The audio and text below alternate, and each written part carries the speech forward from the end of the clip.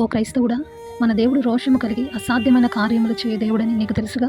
మరి ఇంకా ఎందుకు సాధ్యమయ్యే కార్యాలను కూడా నువ్వు నమ్మక, తగిన విధంగా ప్రార్థింపక, నీ జీవితంలో జరగవలసిన వాటిని ఆలస్యం చేసుకుంటున్నావు. ఆయన చేసే అసాధ్యమైన కార్యాల ముందు మన యొక్క చిన్న కోరికలు ఏపాటివి?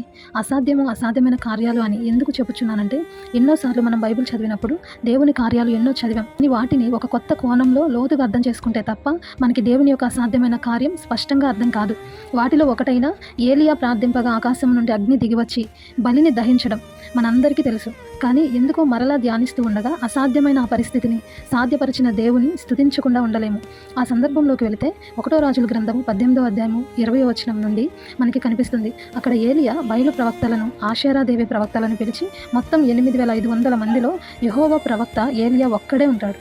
రోషం కలిగిన దేవుని పేరట ఒక్కడై ఉన్న ఏలియా చేసిన సవాలు చాలా ఆశ్చర్యమైనది. అయితే ఏలియా వంతు వచ్చినప్పుడు ఇశ్రాయేలు 12 గోత్రాలకు గుర్తుగా 12 రాళ్లు అతను నిలిపి పడద్రోసిన యెహోవా బలిపీఠం మరలా కట్టించి ఆ బలిపీఠం చుట్టూ 2 మానికల గింజలు పట్టనంత లోతుగా కందకము అనే ఒక గుంట కూడా త్రవ్వించాడు.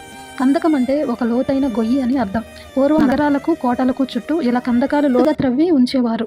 అసలైన కథ ఇప్పుడే మొదలవుతుంది. నేను అసాధ్యమైన కార్యాలు చేసే దేవుడు అని ఎందుకంటున్నానంటే, అక్కడ ఏలియా బలిపీఠముపై బలిమాంసం పెట్టి ప్రార్థించిన దేవుడు అగ్నిని దించేవాడే. కానీ పరిస్థితి మరింత కష్టతరం చేశాడు ఏలియా. అంతా అసాధ్యం అనుకునేలా అక్కడ ఉంది మొత్తం.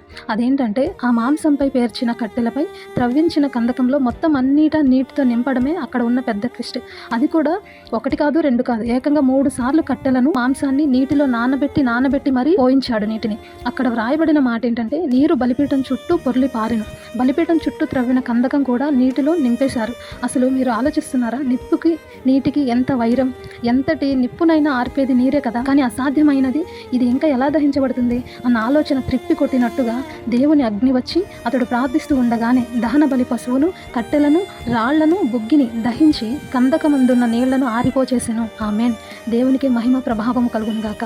ఇప్పుడు నువ్వు ఆలోచించుకో, నీ జీవితంలో అసాధ్యమైనది ఏదైనా ఉందా? ఈ 3 సంవత్సరముల నుంచి ఆ దేశంలో వర్షింపలేదు. కానీ దేవుని అసాధ్యమైన ఈ కార్యం వల్ల అందరికీ రుజువైంది ఏంటంటే, ఆ దేశంలో వర్షము కురిసింది. కనుక మన జీవితంలో ఆత్మీయ వర్షము, అసాధ్యమైన కార్యమును బట్టి మనం కూడా పొందుకుందాము గాక.